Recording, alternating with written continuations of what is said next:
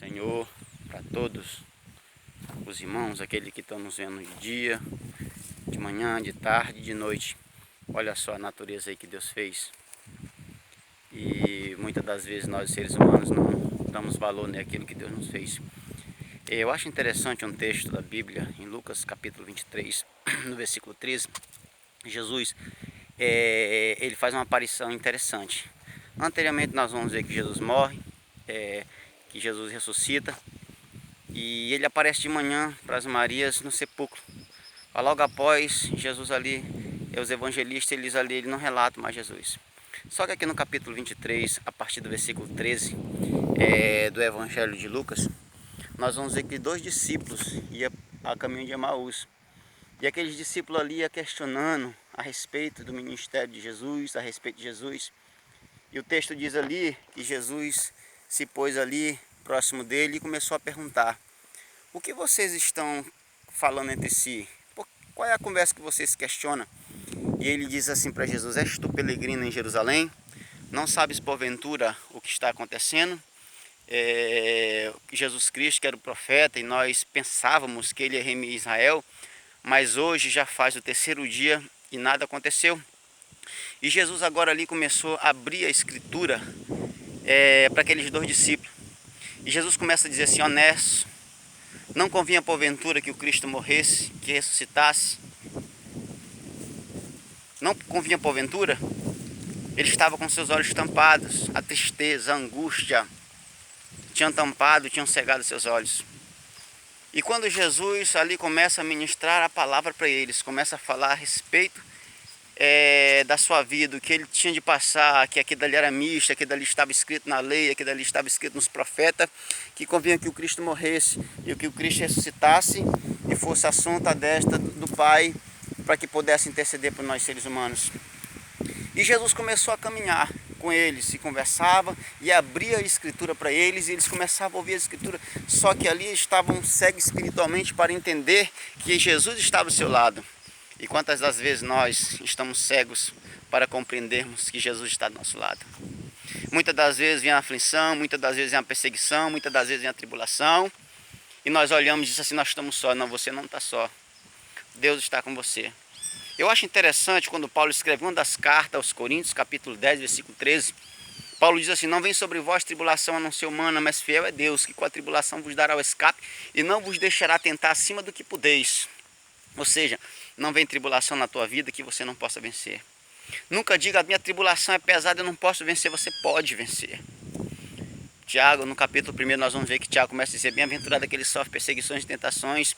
No versículo 12 ele diz assim: porque quando for aprovado o Senhor da coroa da justiça. Eles eram servos de Deus. Eles estavam do lado de Jesus, só que não entenderam que era Jesus. E Jesus agora começa a andar com eles. Vão para sua casa. Jesus fez que ia para o outro lado e disse: Senhor, fica conosco. Porque as palavras de Jesus constrangiam ele. A palavra de Jesus tocava no coração deles. E a palavra de Deus, ela tem poder. Quando Paulo escreve aos Romanos, capítulo 6, capítulo 8, nós analisamos todinho. No final, Paulo vai nos falar sobre isso. E no versículo 26, Paulo diz que o Espírito Santo, ele intercede por nós com gemidos inexprimíveis. E eles chamaram Jesus: fica conosco porque o sol já se reclina.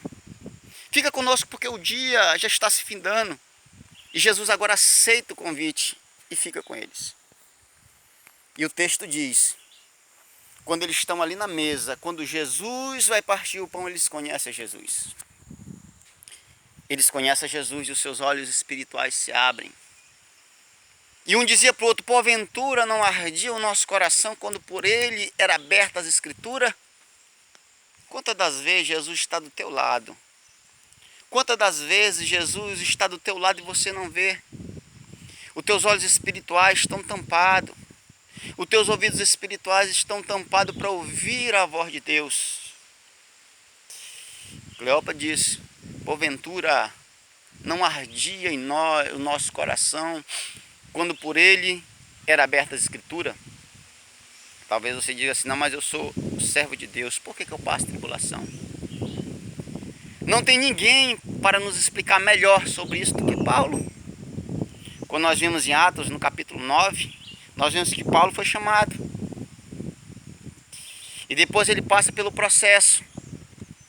E depois ele começa a dizer para os irmãos, em Coríntios, ele diz que passou necessidade, ele disse que foi preso, ele disse que apanhou.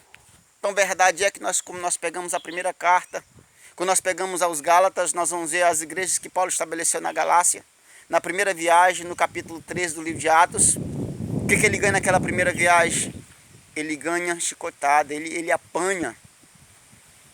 E para salvar a sua vida, ele finge de estar morto.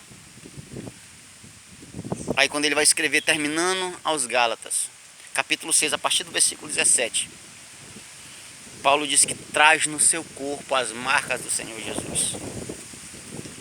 A marca de cristão. Talvez você possa dizer, mas eu sou servo de Deus, por que eu passo isso? Por que eu passo aflição? Por que eu passo tribulação? Você sabia que o servo de Deus também passa isso? Ah, mas tem igreja por aí que diz assim, não, se você aceitar Jesus, os teus problemas estão resolvidos. Não, negativo. Lembra quando Jesus disse em Lucas que a porta é estreita?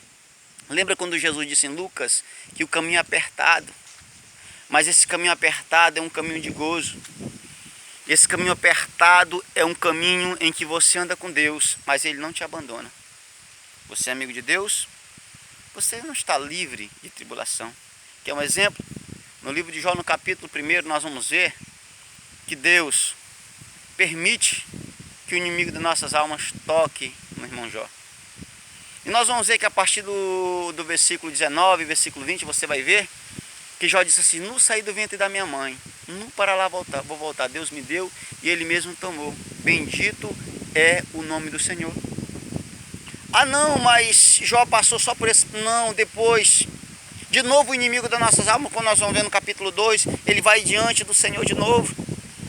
E o Senhor faz a mesma pergunta, tu viste meu servo Jó, na terra não há homem igual a ele, primeiro, homem temente, sincero, temente a Deus e afaste-se do mal.